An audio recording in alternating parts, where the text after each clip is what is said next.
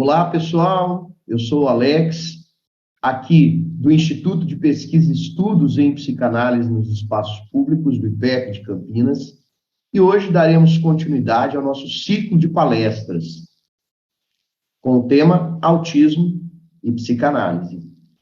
E para, participar deste novo encontro no dia de hoje, nós convidamos, e já estamos muito felizes pelo aceite do convite, a psicóloga e psicanalista Rita Bonanza.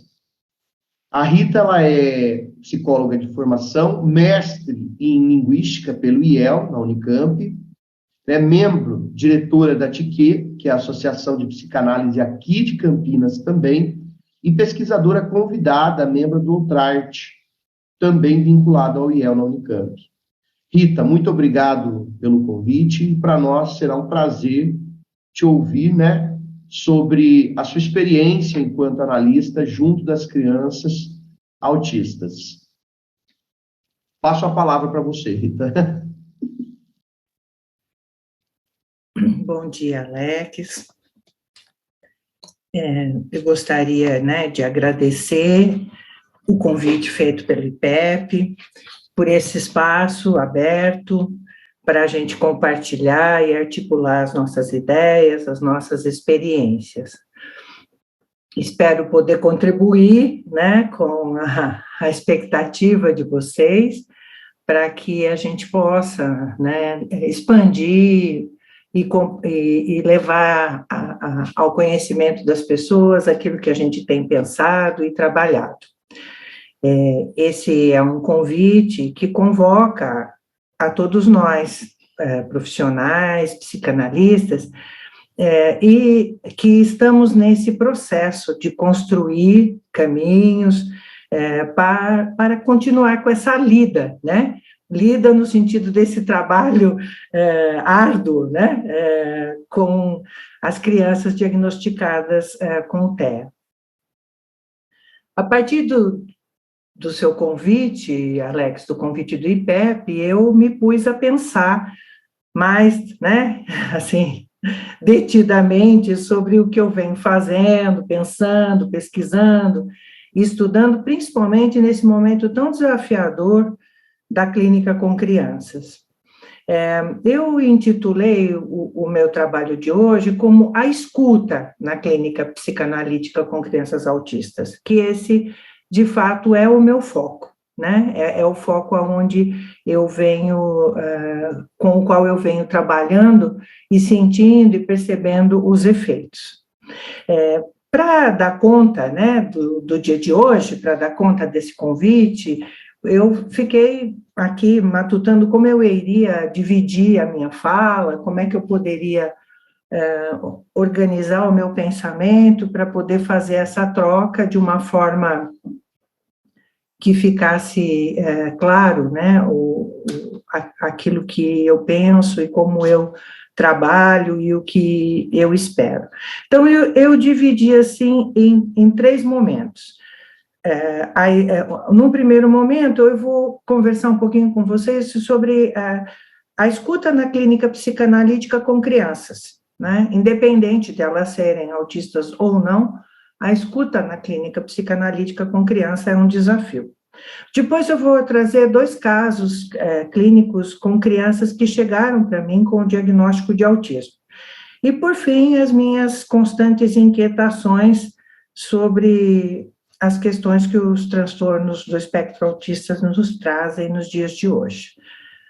Começando pela escuta na clínica com crianças, eu gosto sempre de começar a minha fala montando assim a cena de quando uma criança chega no consultório, Então, quando ela chega no consultório, principalmente nos primeiros atendimentos, ela desorganiza tudo. Desorganiza os objetos, desorganiza os brinquedos, os papéis, mas principalmente os nossos saberes e as nossas ideias, Porque ela chega como ela consegue chegar. Quase sempre, essa criança, quando chega, é trazida pela mãe e carrega, para além do seu sintoma, a queixa dos pais, a queixa da escola, a queixa dos cuidadores. Essa desordem que acontece, para mim, revela uma coisa bastante importante. O que é? De fato, a criança não é o paciente que deu origem, né, ao cenário inaugural da psicanálise, que é aquele cenário com o divã e a poltrona, né? E, em primeiro lugar, até porque esta criança, ela nos é trazida, ela vem pelo outro, né? Não vem por si mesmo. E segundo, porque ela também não nos procura para dizer do seu sofrimento, ela chega com ele, mas não é ela que ela não vem com a intenção de trabalhar esse problema, como é o caso do adulto, né? Ela se apresenta como, então? Ela se apresenta nessa condição de enigma, ela se apresenta de um lugar que convoca o analista ali a decifrar o seu sofrimento, suas inibições, seus sintomas, e as formulações que ela já tem sobre ou que está construindo sobre a sexualidade, sobre a morte. É preciso para o analista que ele esteja disposto ali e consiga, né, emprestar o desejo, os significantes, o imaginário, e é preciso que ele possa conseguir agenciar um ato de fala da criança, né? Um ato da forma como ela consegue falar, né? Então, vem a pergunta, de que se trata, então, essa clínica que desconstrói completamente o cenário inaugural da psicanálise? De que se trata a clínica psicanalítica, seja ela naquela condição inaugural, seja ela com a criança, é uma pergunta que o Lacan teve que responder em Roma, quando ele foi fazer um encontro com os estudantes, e esse encontro era para ele trabalhar um relatório que ele tinha feito sobre função e campo da fala e da linguagem. Nesse encontro, o Lacan começa conversando com os alunos a partir de algumas perguntas diretas e espontâneas, como o próprio Lacan disse, que ele recebeu dos alunos. E eu cito Lacan, o discurso de Roma está nos outros escritos, e ele diz assim, de que se trata? O que pode acontecer de efetivo entre dois sujeitos, dentre os quais um fala e o outro escuta? Como pode uma ação tão intangível naquilo que se vê e naquilo que se toca atingir as profundezas que presume? Essa pergunta tão direta e tão espontânea que o Lacan recebeu fez com que ele fizesse, né, todo o trabalho aquele dia com os estudantes. Porque, de fato, é isso. Né? De fato, essa é a pergunta que insiste o tempo todo, né, sobre a clínica psicanalítica. De que se trata? De que se trata se o real com o que o analista se defronta em uma análise é justamente com uma pessoa a quem é preciso deixar falar. O que de fato se diz e como se diz, o efeito desse dizer, são questões que Lacan avalia como fundamentais no processo de formação em psicanálise e, assim sendo, também na própria análise, e que deve ser perseguido por todos os analistas. Então, se a gente sabe, a partir dessa proposta do Lacan, que uma palavra só pode ser articulada num ato de fala, esse é o caminho para qualquer atividade clínica psicanalítica, inclusive com crianças. Então, o caminho na clínica psicanalítica com criança é de agenciar um ato de fala. E não há um outro caminho que esboce uma possibilidade para a investigação do que acontece com a criança. Então, a nossa ação é de acolher a criança para a escuta. Temos que escutar a criança, né? Pela psicanálise, no dizer de Lacan, é na ação da fala que o homem se funda em sua autenticidade. Essa ação não se trata, segundo ele, justamente naquele relatório Função e Campo da Fala e da Linguagem, essa ação não se trata de simples comunicação, não é só uma troca, uma conversa, não é simples comunicação, mas um ato de fundação, que pode ser aprendido nos equívocos da fala do sujeito em análise. Quando ele está falando dos equívocos da fala do sujeito em análise, ele está lá em Freud, falando, né, dos atos falhos, dos sonhos, dos xistes, e que nós vamos encontrar de uma outra forma na criança, que eu já vou mais adiante falar disso. Cito o Lacan de novo no discurso de Roma. Ele continua com os alunos e diz assim: partir da ação da fala, por ela ser aquilo que funda o homem em sua autenticidade, ou apreendê-la na posição original, absoluta, no começo era o verbo, do quarto evangelho, o qual, no começo era a ação de Fausto,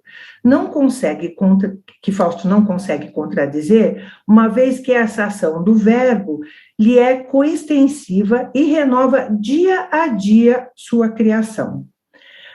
Significa, por um caminho e pelo outro, ir diretamente para além da fenomenologia do alter ego, na alienação imaginária, ao problema da mediação de um outro que não é segundo, enquanto o um ainda não está. É uma fala complexa, mas muito importante. Por quê? Porque o Lacan está destacando aqui duas coisas assim extremamente importantes. Primeiro, que a criação acontece a cada dia. Então, não existe no princípio era o verbo e acabou. Se não aconteceu, não aconteceu. Ele vai dizer, a criação, ela pode acontecer a cada dia. Mas também ele vai destacar uma questão importante, que é a mediação de um grande outro. Essa mediação do grande outro, que não é segundo enquanto o um ainda não está.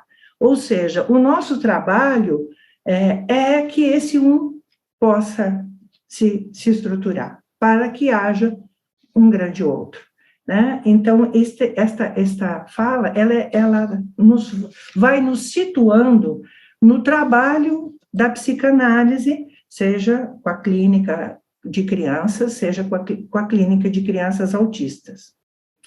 Então, a pergunta insiste, de que se trata a clínica com crianças? Com crianças que nem sempre falam por palavras. Se nós estamos falando de ato de fala, como é que nós vamos atender as crianças?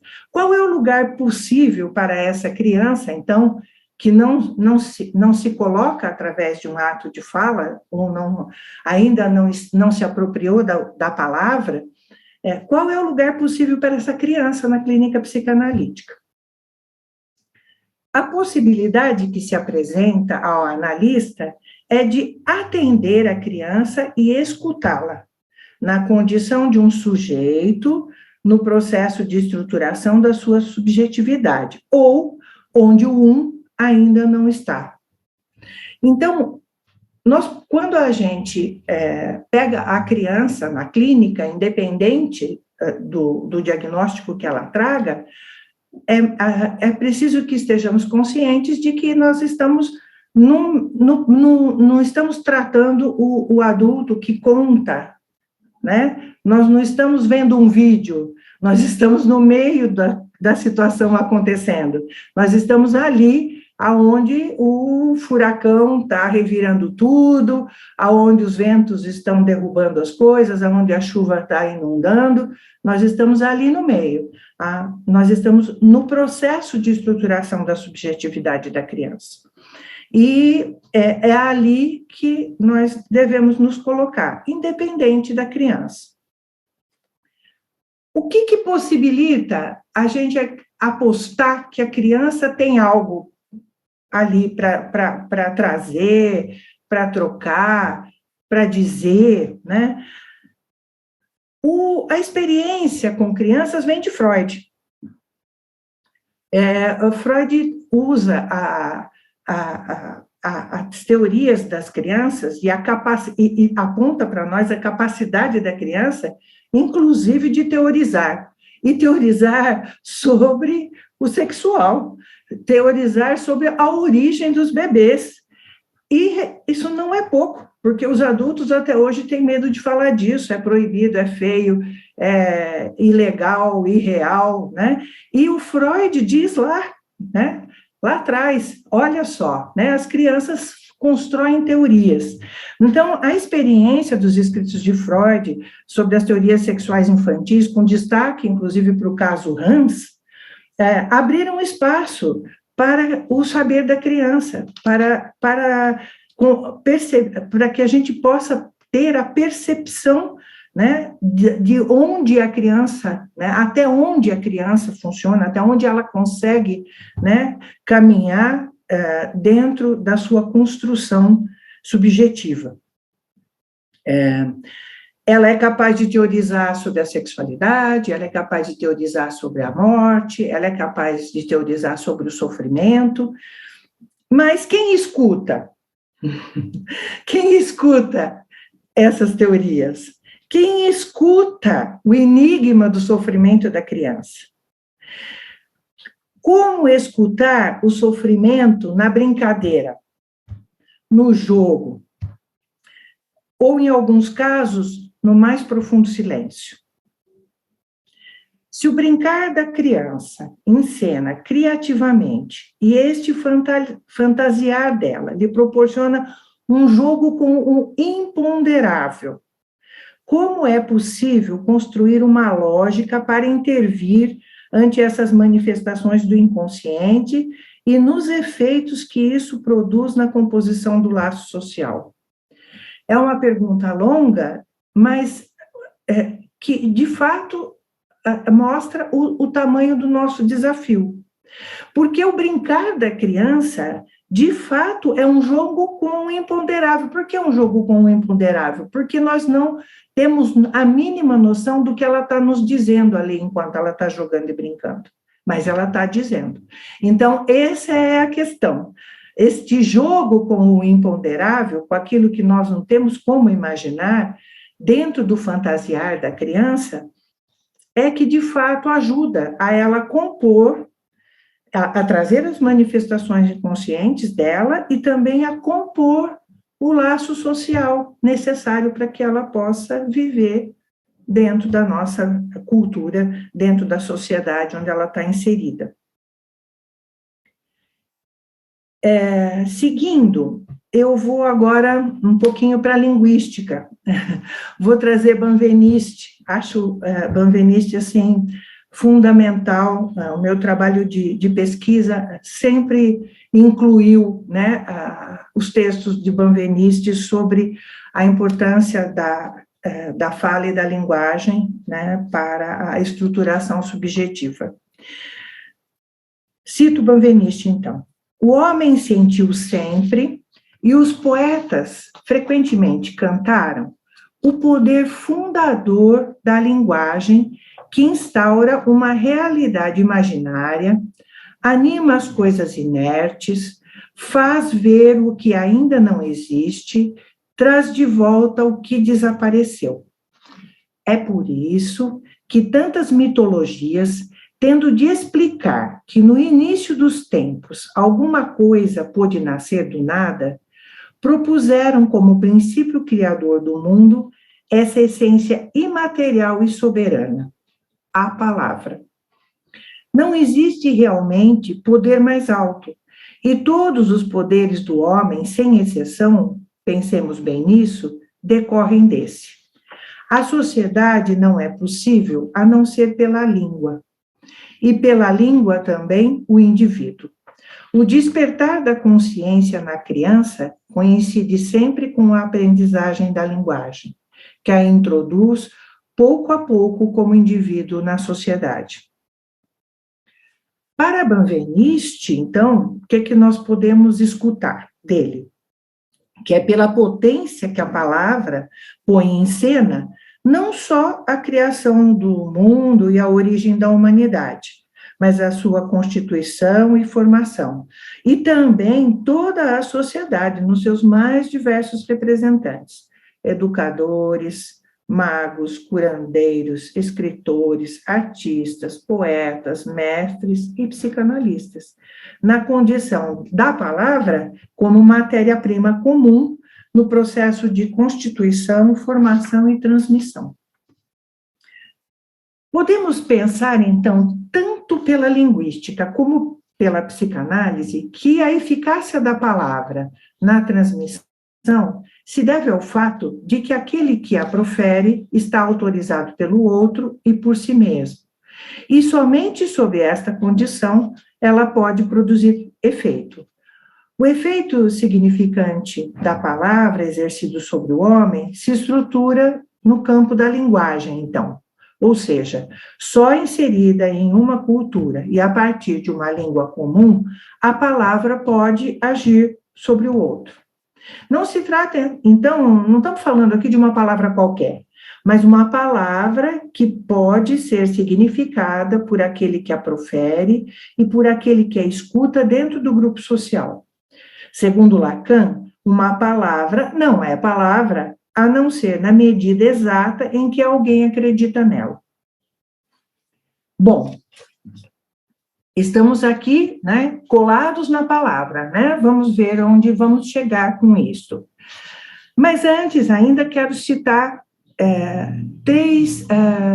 mais três trechos, um do Benveniste, outro do Lacan e outro da Doutor. Eu escolhi esses três por quê? Porque Benveniste é linguista, Lacan psicanalista e Doutor uma psicanalista desde sempre voltada para crianças. Então, escolhi um trecho de cada um deles, porque são autores que sempre me acompanham no meu trabalho. Então, primeiro, Benveniste. Exatamente, e o que a criança adquire aprendendo, como se diz, a falar, é o mundo no qual ela vive na realidade, que a linguagem lhe dá e sobre o qual ela aprende a agir. Aprendendo o nome de uma coisa, ela adquire o meio de obter esta coisa. Empregando a palavra, ela age, pois, sobre o mundo e dele dá conta obscuramente muito cedo. Os símbolos, efetivamente, Lacan agora, os símbolos efetivamente envolvem a vida do homem numa rede tão total que conjugam, antes que ele venha ao mundo, aqueles que irão gerá-lo em carne e osso. Trazem em seu nascimento, com os dons dos astros, se não com os dons das fadas, o traçado do seu destino. Fornecem as palavras que farão dele um fiel ou um renegado, a lei dos atos que o seguirão até ali onde ele ainda não está, e para além de sua própria morte. E através deles, seu fim encontra sentido no juízo final, onde o verbo absolve o ser ou o condena, a menos que ele atinja a realização subjetiva do ser para a morte. Agora, Doutor. O que os pais, os adultos, não sabem é que, desde o nascimento, um homenzinho é um ser de linguagem e que muitas de suas dificuldades, quando lhes são explicadas, encontram solução no decorrer do seu desenvolvimento. O que nós temos aqui, então? Na fala dos três. Nós temos aqui a realidade que é qual? A criança nasce nesse universo linguístico, no universo linguístico dos pais. Dessa forma, e por total falta de escolha, ela é convocada a aprender uma língua, a língua materna. Não se trata de qualquer uma, mas a língua falada pelos pais e que será utilizada tendo como único meio as palavras que a compõem. para interpretar as necessidades da criança. Ou seja, essas palavras, elas vão chegar na criança nomeando, a princípio, as suas necessidades.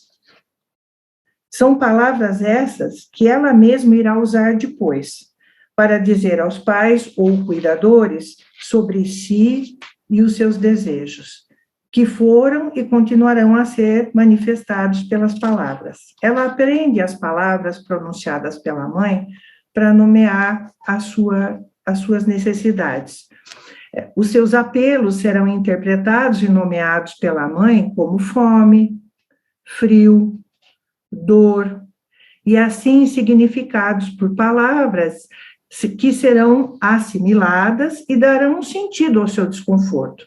Sentido esse que é determinado pelo grande outro, no caso a mãe, o grande outro da linguagem. Assim sendo, se a mãe interpretar todos os choros como fome, a comida pode se transformar para essa criança como seu único conforto. Podemos dizer, então, que é pela linguagem que o humano aprende, transforma e perpetua sua cultura, ou ainda que pode organizar esse complexo conjunto de representações que se estruturam a partir de um código de relações e valores que incluem as leis, as artes, a política, as tradições, a religião e tudo mais ao seu redor, que irá, por sua vez, determiná-lo e identificá-lo como integrante desse ou daquele grupo social, raça ou nação. Ou seja, a linguagem abarca, a partir, né, do que nós vimos até agora, um espaço gigante dentro da estruturação subjetiva do ser humano. Ela é, de fato, aquilo que a gente nomeia como campo do simbólico, né? E um espaço extremamente importante para que o sujeito possa se desenvolver, se fazer compreender, ascender. Mas, se segundo Benveniste, se segundo Lacan, se segundo o doutor, a linguagem é esse campo tão grande, tão importante, por que nem todas as crianças nascem e dão conta, né, de seguir um caminho organizado? Por que o caótico acontece? Por que as coisas se atrapalham, né? Porque apesar de não haver insuficiência na linguagem, ou seja, a linguagem está dada, a cultura está posta, o simbólico pré-existe, a transmissão fracassa. A transmissão deixa escapar, faz marcas, cria senhas, enigmas, barreiras no percurso da estruturação subjetiva do sujeito. E quando a transmissão fracassa, a palavra falta.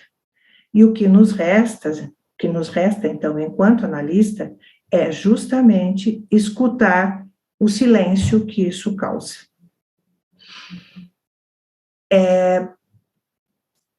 Não achei necessário entrar na questão de detalhar o fracasso da transmissão. Porque a transmissão fracassa simplesmente porque somos humanos, porque não damos conta de tudo, né? Porque desde sempre temos os nossos primeiros fracassos, e isso é transmitido, não existe a possibilidade de impedir que isso aconteça, não existe a possibilidade de não haver furo, né? De não haver quebra, de não haver esgarçamentos. Então, trabalhar os embaraços, né, que a clínica psicanalítica com crianças autistas apresenta, é um constante desafio. E as contribuições teóricas que temos de colegas, porque são contribuições teóricas mesmo, a gente vai contribuindo um com o outro, né, a partir das nossas experiências. E segundo o Pablo Bleusner, que é um psicanalista que eu também leio muito argentino, ele diz assim: o que a gente compartilha é fruto das nossas travessias e travessuras, porque ele traz, né, que o analista que se coloca a atender crianças e crianças autistas, ele precisa estar preparado para fazer travessuras, né? E é muito importante a gente pensar que é justamente toda essa teoria, todo esse estudo que nos permite, né, nos arriscarmos nas travessuras, né? Ela não é uma travessura inconsequente, né, mas ela é uma travessura dentro desta proposta de conseguir que essa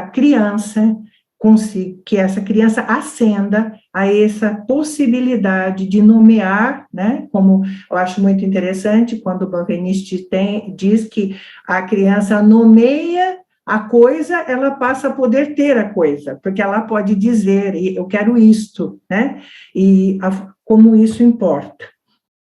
Então, essa consequência é inevitável na escuta, essa consequência de se propor a travessias e travessuras, ela é inevitável na clínica com crianças, para que a nossa escuta possa nos ajudar nas intervenções. Os psicanalistas que compartilham, né, todos eles compartilham não só aquilo que conseguem, mas compartilham as dificuldades também, né? As conquistas, os achados, as dificuldades e também, como diz o Pablo, os atravessamentos, né? Então, ele tem um trio de palavras que eu gosto muito, que é travessias, travessuras e atravessamentos. Eu acho bem interessante a proposta dele, porque é este mesmo caminho. Então, o que essa clínica com crianças faz? Ela nos tira da cena original, ela nos tira da poltrona do divã e nos coloca literalmente no chão. Eu gosto muito de montar essa cena, porque é o que é preciso, esse é o caminho para que o analista chegue na criança, é sair da poltrona e conseguir estar no chão. Cabe ao analista, então, na cena clínica com crianças, ocupar um lugar de leitor anônimo das ficções da criança. O que é um leitor anônimo? É aquele que se apresenta para a criança como quem não quer chegar a lugar nenhum. Não quer se identificar, não quer dizer a que ele veio. Ele está ali só para ler, só para escutar. É muito difícil a gente conseguir esse lugar, mas ele é o que a gente deve perseguir. É o lugar de um terceiro, convocado a escutar um dizer sobre o sintoma que a criança encena ali. Na cena ali, ela encena.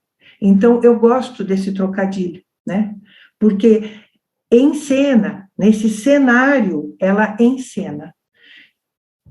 E é imperativo o analista sustentar esse lugar de espectador atento e capaz de se espantar. Um lugar que possibilite a dialética do desejo, uma surpresa, um lugar onde o jogo possa acontecer sem previsibilidade, um lugar para que as senhas e os enigmas sejam colocados, um palco, onde a criança possa colocar em cena e encenar sua criação imaginativa, aquilo que Freud chama de Spiel, peça, onde as formas literárias podem ser representadas. A experiência angustiante dos atendimentos das crianças autistas me trouxe até este momento. Por quê? Porque se a criança faz isso, normalmente, nos atendimentos, ela encena, ela brinca, ela mostra, ela põe enigmas e traz surpresas, com a criança autista isso é ainda mais enigmático. E apesar de tudo, né, de tudo o que já se percorreu e eu percorri até aqui, o trabalho está longe de ser concluído. Sempre chega uma outra proposta, uma outra experiência, e nós temos que estar abertos a isso, porque não está fechado esse assunto, não estão fechadas as propostas, né? Muito pelo contrário, elas estão abertas, não existe algo construído que nos garanta, né? Há uma busca constante para estruturar uma dinâmica de atendimento que cada caso contemple. Então, cada caso que a gente atende tem que contemplar o quê? A criança, o lugar do analista, a teoria, a prática clínica e a relação com os pais. Não é pouca coisa. É muita coisa, certo? Porque em cada caso, essa construção aparece de um jeito diferente. Mas tudo isso tem que estar contemplado. Tem que ter a criança, tem que ter o lugar do analista, a teoria tem que estar ali dando sustentação, a forma como nós vamos agir ali no momento e a relação com os pais. Então, o estudo e a escrita sobre o atendimento e as intervenções no trabalho clínico com crianças em psicanálise, ela não se restringe à teoria pelo simples fato de não ser possível. Sempre que nós vamos ler, estudar, né, ela se apresenta a partir de relatos, estudos de casos clínicos ou fragmentos de casos. Essa constatação me faz pensar que há um dizer na clínica com crianças que ultrapassa a fala e o escrito teórico. É preciso escutar além. Escutar a cena em que a criança está incluída e que aparece no sintoma relatado pelos pais ou parentes, e a cena que ela encena para falar do seu sofrimento. Na escuta dos pais, por exemplo, só para a gente ver como isso muda, nós encontramos aqueles pais que vêm nos buscar e que são pais interessados. São pais que querem saber, são pais que estão apropriados, que querem contribuir, que estão comprometidos com a saúde do filho. Outros pais vêm porque acham que tem alguma coisa estranha, mas eles não estão interessados em saber o que é esse estranho, eles só querem que a gente faça alguma coisa para que esse estranho desapareça. Nós temos outros pais ainda que nos chegam porque alguém mandou. A escola, pediatra, ou até mesmo um juiz, às vezes. O analista, então, tem que ser o quê neste momento, a não ser a presença humana que escuta. É só o que a gente consegue ser nesse momento, né? Uma presença humana que escuta a demanda dos pais, como elas chegam, e depois a escuta da criança. Então, a convocação é que a gente possa decifrar o que está em jogo no discurso daqueles que apresentam o caso e a criança, tendo em vista uma coisa muito importante. A palavra, em sua potência, ela pode, a partir da apresentação dos pais, ela pode estar velando ou revelando, mostrando ou mascarando o sintoma. O encontro da criança com o psicanalista é por meio do grande outro. E esse grande outro pode estar ali, com sua própria mentira ou com seu próprio desconhecimento. O mal-estar da criança está no não dito, no que fracassou na transmissão, nos dramas que podem ser traduzidos em palavras, por aqueles que a apresentam, ou por loucuras dissimuladas por um equilíbrio aparente.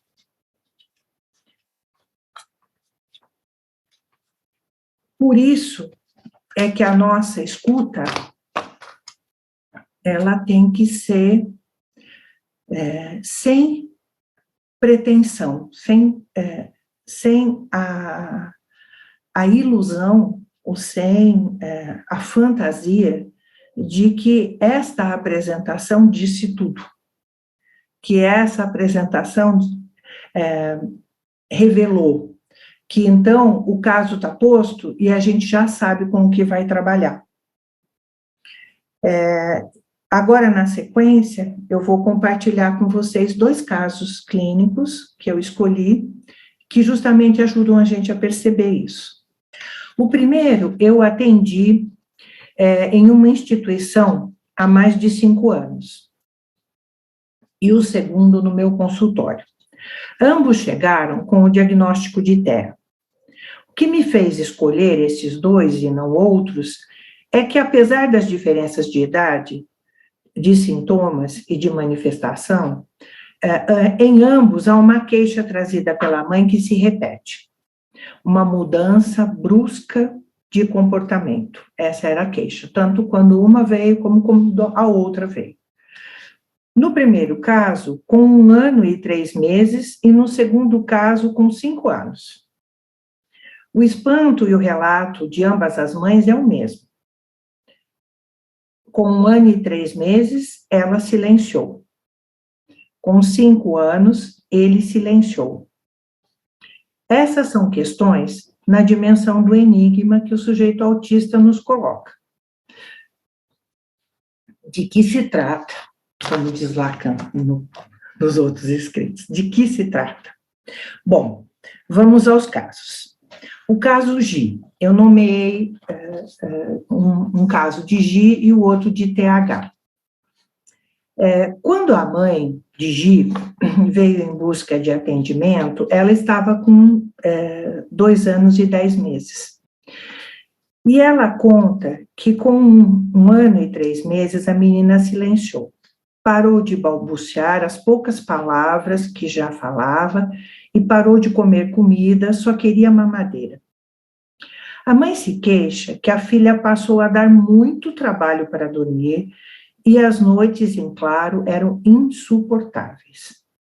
A menina não ficava com ninguém, só com a mãe, mas a agredia com cabeçadas, fazia pressão com a testa no seu rosto e quando estavam deitadas ela batia com as pernas e os pés no seu tórax e nas suas costas.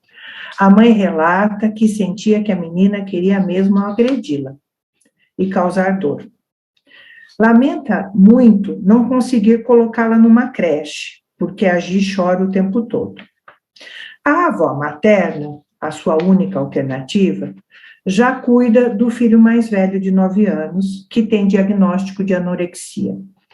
E, nesse momento, a avó se recusa a cuidar dos 2. A mãe manifesta o desejo de voltar ao trabalho. Ela é funcionária pública e, nesse momento, estava de licença-saúde por diagnóstico de depressão.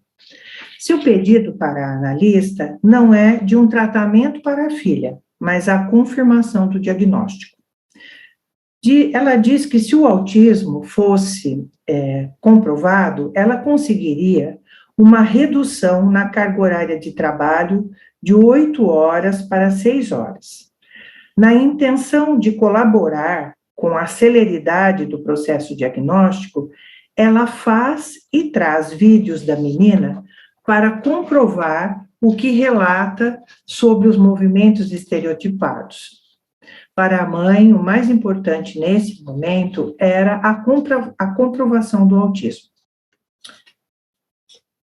Não foi fácil sustentar os atendimentos com a mãe e a filha juntas no espaço clínico. A menina não ficava sozinha, a Gi não ficava sozinha, a mãe tinha que ficar junto. A mãe, muito impaciente, falava e interferia o tempo todo nos movimentos da menina, provocando choro e irritação. Ela não conseguia acalmar a filha. Logo nos primeiros atendimentos, percebo que ela não conversa com a menina, porque não acredita que a filha escuta e que entende. É sempre muito dura, não demonstra carinho e não a trata com cuidado. Pega a Gi pelo cabelo puxando, limpa o nariz com o que tiver na frente e sempre de forma muito rude e muito irritada. O choro de Gi é angustiante e continuado, de um padrão mais agudo, e de fato descompensa. E os atendimentos são difíceis de suportar. Depois do terceiro atendimento, com a mãe falando o tempo todo, aos poucos, Gi foi se acalmando. Parece que ela percebeu, foi assim que eu li a cena, que a mãe precisava falar. Começou a descer do colo da mãe e diminuir o choro. Percebi que a menina passou a apostar em nossos encontros. Muitas vezes desmentia a mãe, se ocupando com brinquedos que a mãe afirmava que a menina não gostava. Gi foi se soltando, me provocava jogando a bola e colocando a boneca no meu colo. Muito interessante ela colocar a boneca no meu colo. Foram cerca de 12 atendimentos, até que a mãe reconheceu que a menina se comunicava comigo e começou a prestar mais atenção nas nossas brincadeiras. Em um dado momento, ela me perguntou se a menina entendia o que a gente conversava, e eu respondi que sim. A mãe se implicou, então, pela primeira vez, e perguntou se o fato dela ter interrompido bruscamente a amamentação poderia ter calado a Gi. A mãe relata que era insuportável para ela amamentar a filha, que sentia raiva e desconforto. Sem saber o que iria acontecer, sugeri para a mãe de eu perguntar para a Gi. Ela fez uma cara de quem não apostava que poderia dar certo, mas concordou. Arrisquei e chamei Gi pelo nome. Ela se virou e eu disse: Gi, a mamãe acha que você ficou triste, parou de falar e briga com ela porque ela não quis mais dar mamar para você. Então a menina olhou para a mãe, levantou-se, foi até ela, agarrou a blusa dela e puxou, mas puxou muito, gente, puxou, a mãe brigando com ela e ela puxando, insistiu até conseguir abrir os botões da blusa. E então, para o meu espanto e o da mãe, ela colocou as mãos na mama da mão, as duas assim. Foi um momento tenso e intenso. A mãe teve uma crise de ansiedade. E a Gi se sentou no chão e ficou olhando a sua mãe completamente desestabilizada. E em seguida voltou a brincar. A mãe precisou de ajuda e foi encaminhada para uma profissional. A escuta da cena, porque essa cena, ela não teve palavras. A mãe não disse nada além da pergunta inicial e a Gi também não falou nada. A escuta da cena foi fundamental no desdobramento e na direção do tratamento, no caso da pequena Gi. A menina passou a contar muitas coisas, não por palavras, mas se fazia entender o tempo todo por gestos, sons, expressões faciais. Gi pôde ir para uma creche e retomou a alimentação e a articulação de algumas palavras. O diagnóstico de TEA da Gi foi confirmado aos 4 anos, e a psicose da mãe foi diagnosticada logo após uma série de crises de ansiedade e raiva e abuso de medicação. A mãe era da área de enfermagem, e depois desse atendimento, né, de fato, ela se desestabilizou e precisou ser, aí de fato, o tratamento para a mãe aconteceu. Isso foi relatado pelo pai. O pai é que voltou depois, né, e trouxe as informações sobre a filha e sobre a esposa. A menina, depois que a mãe se desestabilizou, eu ainda atendia a menina algumas vezes, trazida pelo pai ou pela avó, mas depois ela foi para a creche e ficava lá o dia todo, e aí eles interromperam o tratamento. Aí, é que eu quero fazer o recorte da importância de escutar a cena e o que a criança encena na cena. Essa é a escuta possível. O caso TH. A chegada de TH e da mãe no consultório foi marcada por um momento de muita tensão. Ele estava com 11 anos e tinha praticamente a mesma altura da mãe. Foi uma gritaria na recepção do prédio. Ele não queria entrar e atacava a mãe com unhadas, e a mãe o arrastou de todas as formas, até que grudou nele pelos cabelos, e ele retribuiu agarrando a mãe pelos cabelos também. Foi desastroso, até que eu consegui intervir e acalmar as pessoas do prédio e os dois. Nas conversas preliminares, não me pareceu que essa cena pudesse acontecer. A mãe disse que ele frequentava o papai e que não tinha problemas de agressividade, só de teimosia. Era assim que a mãe diagnosticava, que ele era teimoso. E principalmente quando ele não entendia o que ele tinha que fazer. A partir desse episódio, passei a esperá-los na recepção do prédio para evitar problemas com as pessoas que circulavam por lá. Assim que TH me via, ele se afastava da mãe e tomava a dianteira na direção do consultório. E se instalava lá, sentava no tapete de costas para mim e iniciava o trabalho. Era essa a sensação que eu tinha, que ele tinha um trabalho para fazer. Então ele sentava ali e começava. Era exatamente assim mesmo que eu escutava a cena. Como se estivesse ali procurando e construindo uma forma de me ajudar a entender o que se passava. Os primeiros atendimentos foram caóticos. Ele esparramava tudo o que podia.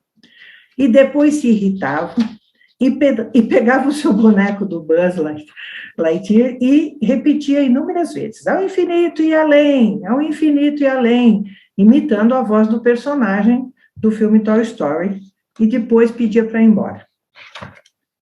A paciência e insistência sutil para introduzir outros personagens nas suas brincadeiras e dar voz a outros bonecos caminhou bem.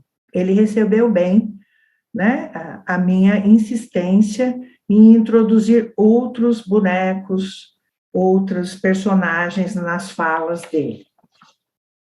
Com o tempo, ele já aceitava brincar e montar cena com os bonecos, animais e demais brinquedos do consultório. E o Buzz ganhou um lugar no alto de uma almofada e só era acionado quando ele sentia que estava perdendo o controle da brincadeira.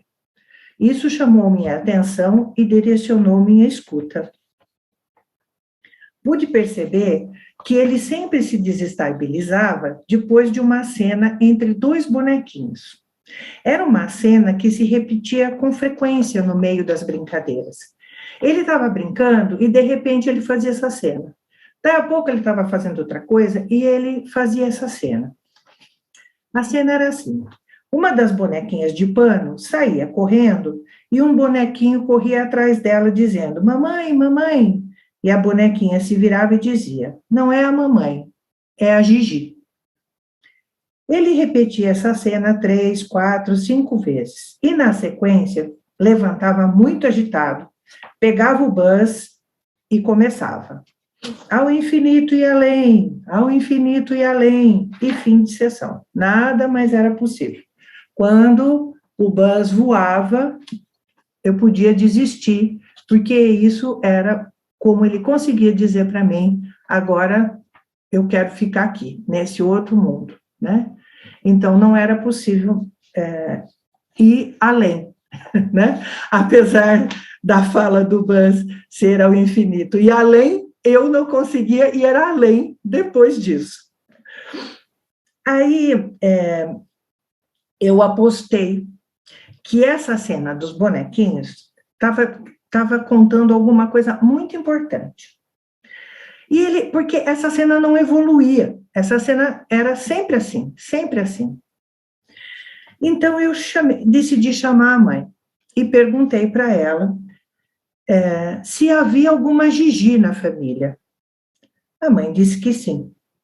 Então eu relatei a cena para ela e a mãe chorou.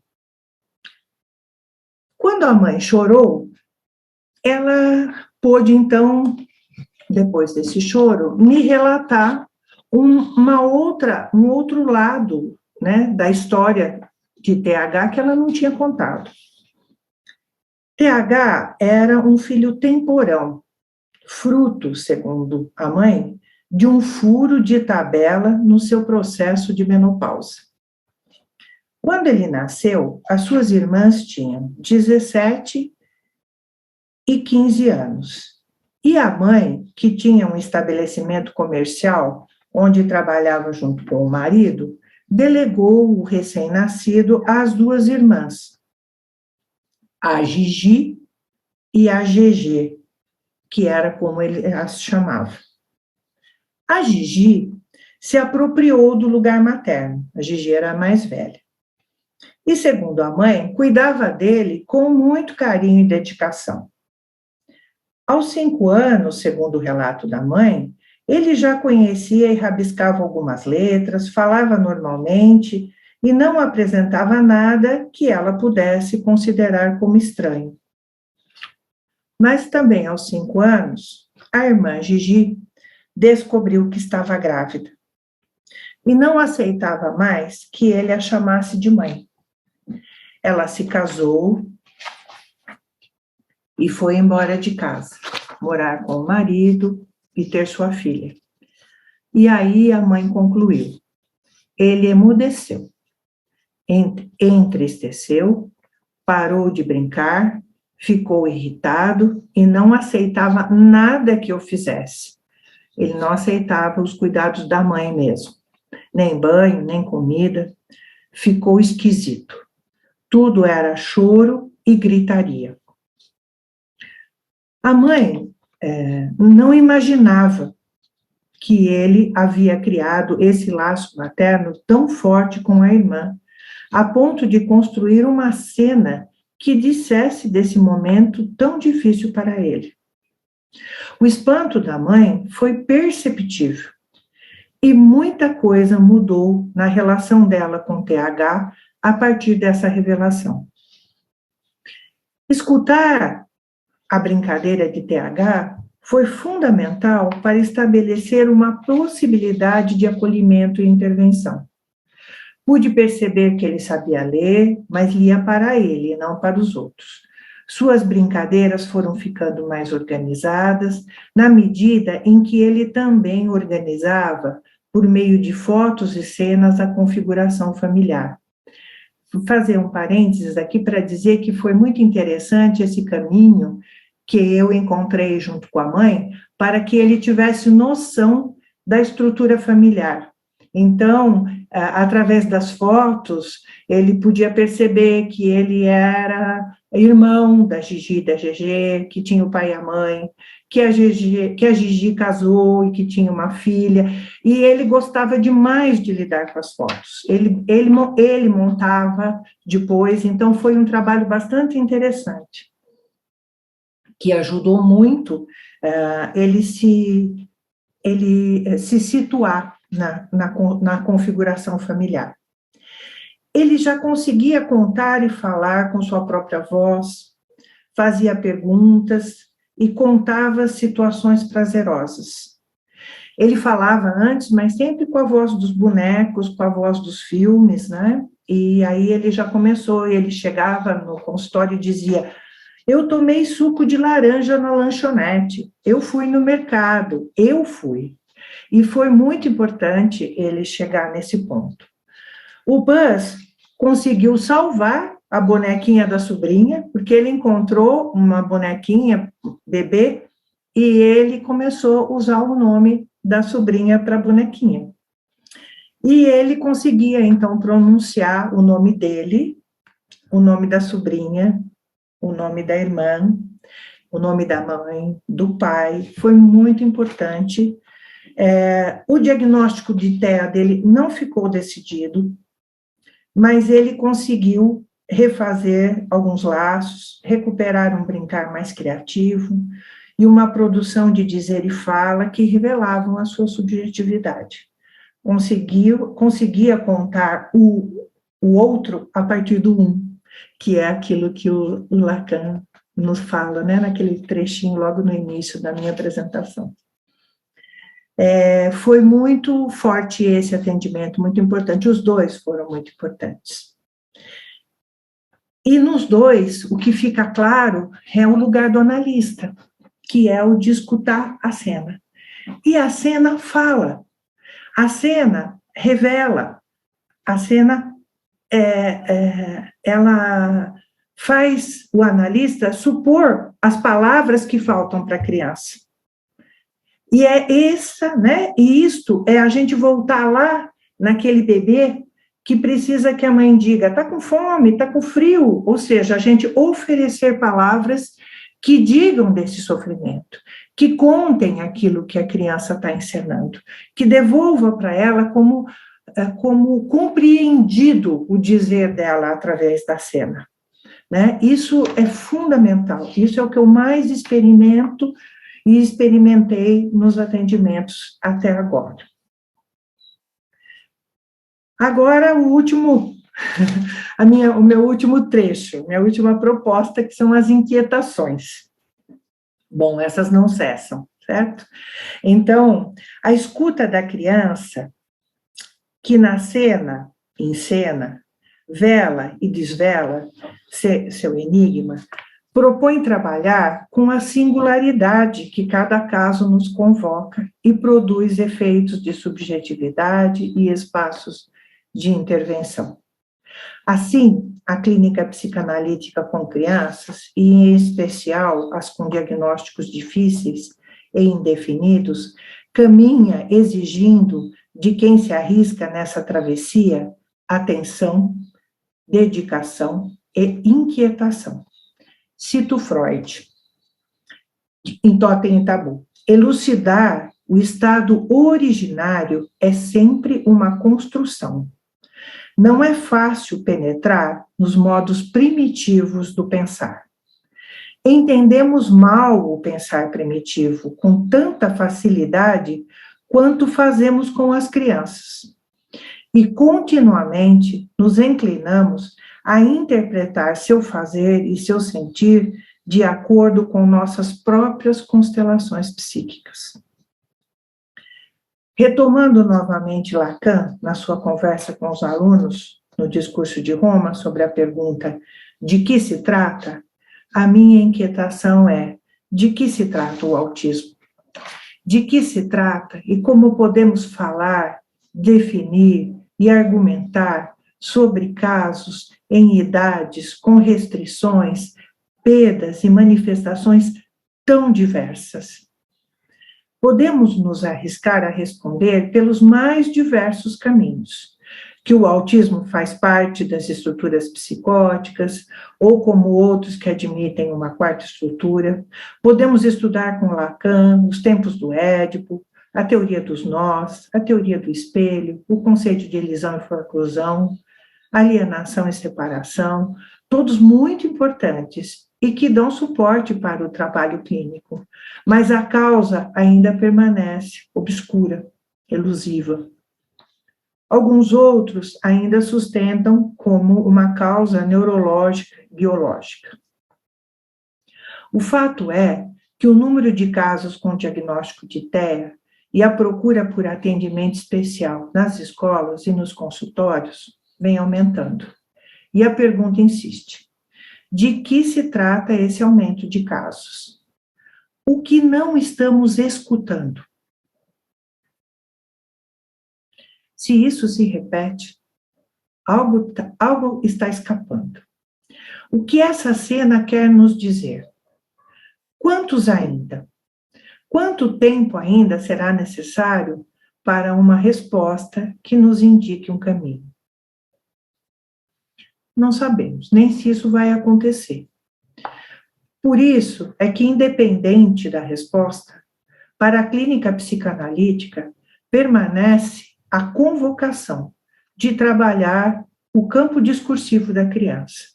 Ou seja, é imperativo escutar o silêncio que fala e escuta, e apreender com ele como intervir para que possa advir um sujeito em seu processo de subjetivação.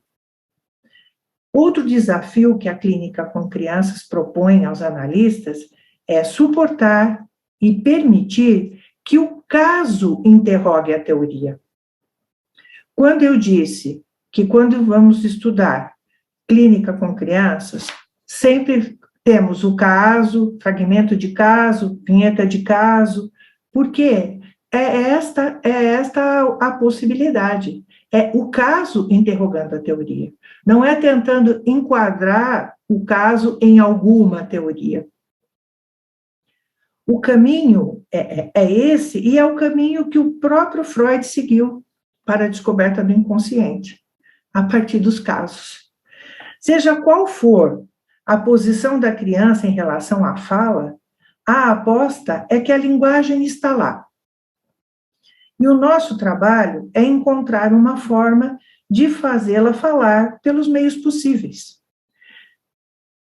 O fato é que, apesar de não haver insuficiência na linguagem, a transmissão fracassa. Deixa escapar e faz marcas, como eu já disse, cria senhas, enigmas, que fazem barreiras e produzem resistências no percurso da estruturação subjetiva do sujeito.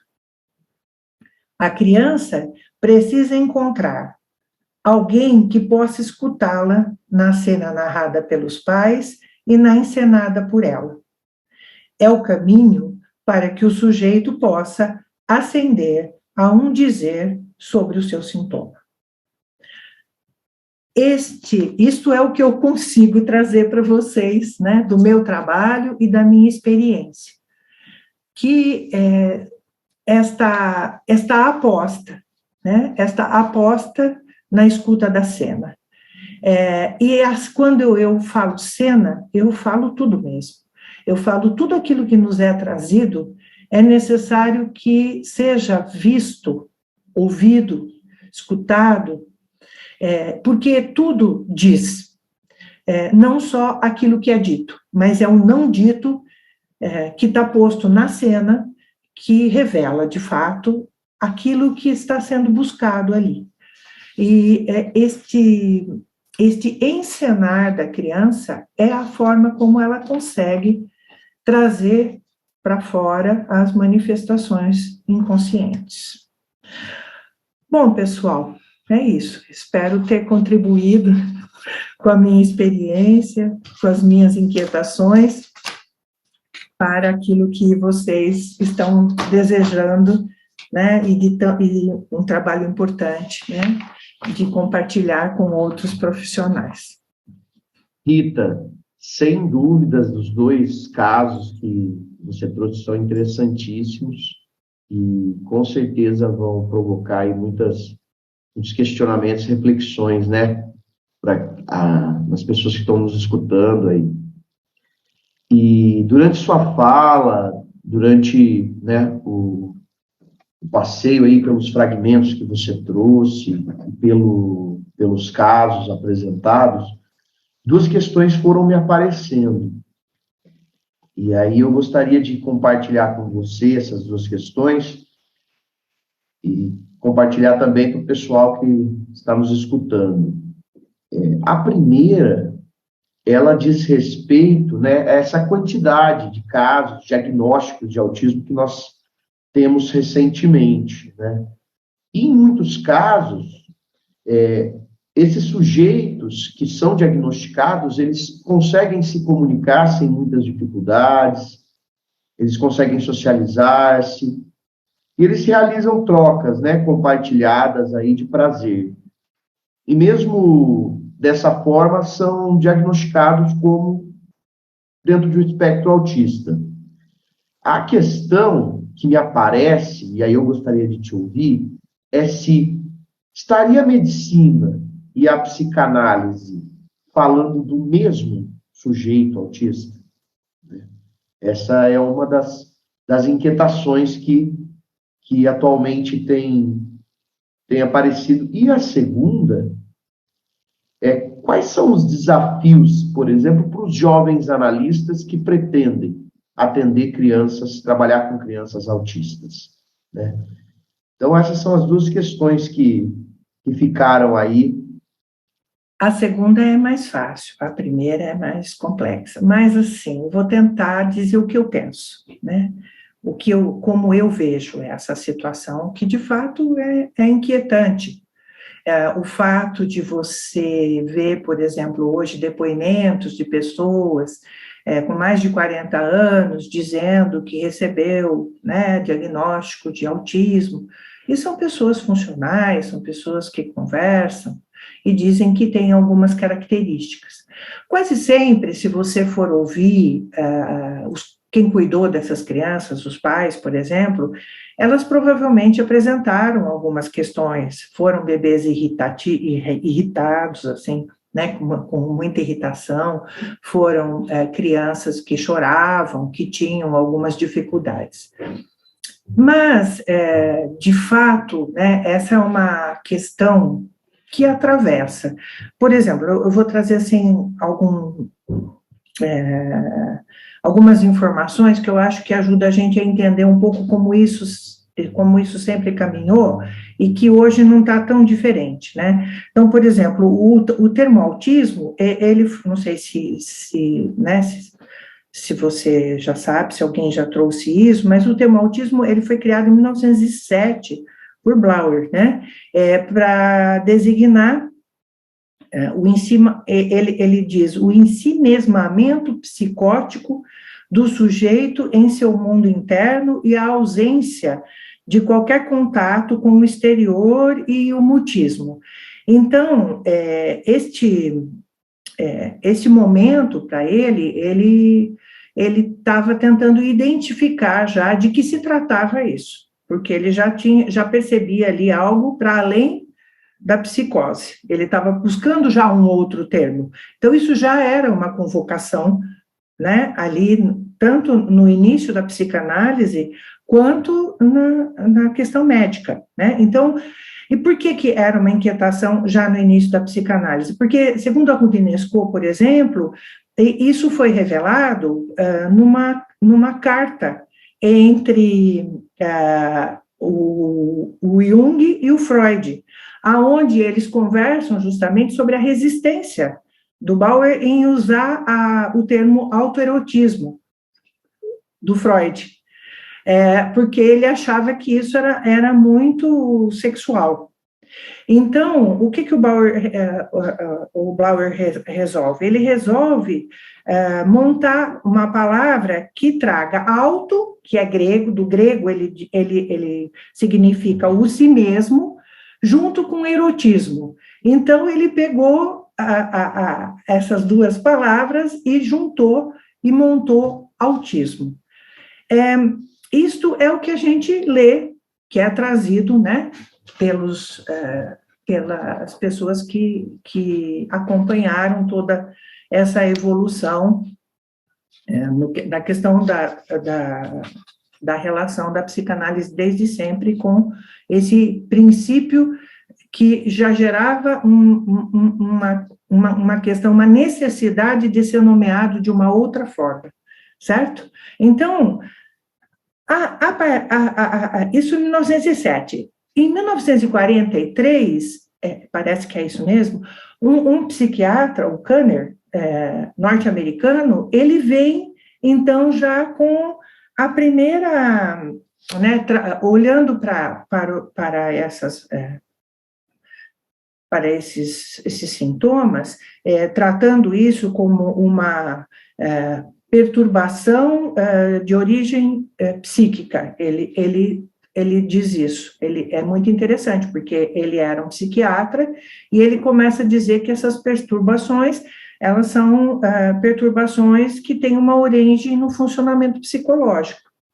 Então, veja, né, vem da psiquiatria essa proposta. E é muito interessante que ele nomeia 5 características, que são até hoje as que a gente de fato percebe, né? Percebe e persegue, né? Então, ele diz, primeiro, que esses distúrbios aparecem precocemente, até os 2 anos.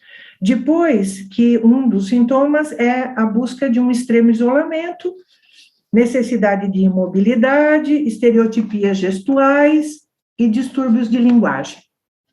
Então, ou seja, ele monta essas 5 manifestações que a gente devia olhar para dizer se era ou não, né, aquilo que ele chamava na época de afecção psicogênica, de origem psicológica, psíquica, e era assim que ele montava. Até aí, você percebe que já sempre houve esse trabalho. O que acontece hoje? Hoje, a psicanálise, ela vai ficando um pouco, vamos pensar, isolada na proposta dela de continuar atendendo as crianças, apostando que ali há um sujeito. E também sendo vista como uma impossibilidade de que aquela criança autista com manifestações e sintomas tão fortes, tão carregados, possa um dia ser esse autista funcional que aparecem nas redes sociais. Então, ou seja, né, nós não somos vistos como quem pode agenciar esse percurso, né? Por isso a busca, tanto hoje, por aposta tanto nas ações cognitivas, nos tratamentos medicamentosos, né? Tentando adequar essa criança para que ela, não é fazer com que ela ascenda ao um para falar de um outro, ou para que ela consiga ascender a palavra, ou que ela possa montar uma cena para contar dela, mas é para que ela seja uma pessoa adequada socialmente. Eu acho que aí é onde a gente fica um tanto quanto isolado, porque apostar naquilo que se apresenta como não autismo é uma aposta da psicanálise, porque eles chegam para a gente assim. Então, eu acredito que o sujeito é o sujeito, mas eu acredito que a psicanálise aposta na estruturação subjetiva do sujeito autista. Isso é o que faz a diferença. Isso é o que faz a gente ser, aparentemente, para a sociedade hoje, quixotesco, que faz a gente aparecer como quem investe né, naquilo que não, de fato, não vai resultar num sujeito funcional. Não faço questão de que a gente seja visto desse jeito, né? Não faço questão de que ainda insisto em que o importante é dar a palavra à criança, né? É dar a oportunidade dela dizer sobre si, sobre o seu sofrimento. Mas penso que o discurso social convoca a medicina mais do que a psicanálise. E talvez por isso é que a medicina corra tanto atrás de fechar diagnósticos, fechar tratamentos. Então, eu penso que, nesse sentido, nós nos sentimos um pouco mais à vontade, porque somos menos cobrados pelo discurso social. Acho que é o que eu tenho a dizer dessa primeira questão, certo? Não sei se... Não, muito bom te ouvir. Agora, quanto aos jovens, o que eu queria dizer? Bom, aqueles que pretendem ser psicanalistas de criança, achando que é mais fácil do que atender adulto, eu vou dizer para eles, não. O caminho não é esse, certo? O manejo da clínica com crianças é muito mais complexo e trabalhoso do que o atendimento de adultos. Quando nós atendemos criança, a gente está justamente ali, no meio nós não estamos assistindo o vídeo ou escutando a cena narrada pela própria pessoa, nós estamos no meio dela, não é? Nós estamos ali dentro, né, do processo de estruturação subjetivo do sujeito. Então, é preciso suportar o atendimento com crianças, e o primeiro passo é deixar cair o analista idealizado da poltrona, do divã, né, naquela condição de um ambiente silencioso, com meia luz, não, né, a gente tem que abrir mão disso, tem que deixar cair essa idealização.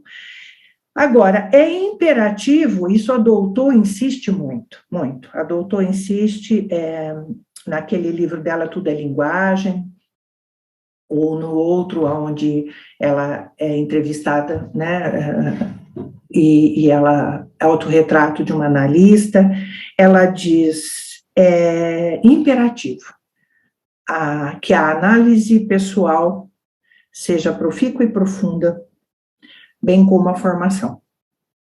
Então, aqueles que querem atender crianças, eu digo, invistam nas próprias análises e na formação forte e deixa cair essa idealização da clínica freudiana clássica ou lacaniana, né? Vai para o chão, né? É isso que eu tenho para dizer. Muitíssimo obrigado mais uma vez, Rita, aí, pela gentileza, né, de vir falar conosco. Quero agradecer também o pessoal que está nos acompanhando até agora e dizer que é muito importante, né, que eles possam participar e escutá-la. E gostaria de encerrar, então, né, essa palestra aqui, do ciclo de palestras de autismo e psicanálise, e agradecê-la mais uma vez. Obrigado, viu, Rita? Obrigada a vocês pelo convite, pelo espaço e pelo trabalho. Isso é o que nós temos como caminho. Esse é o caminho.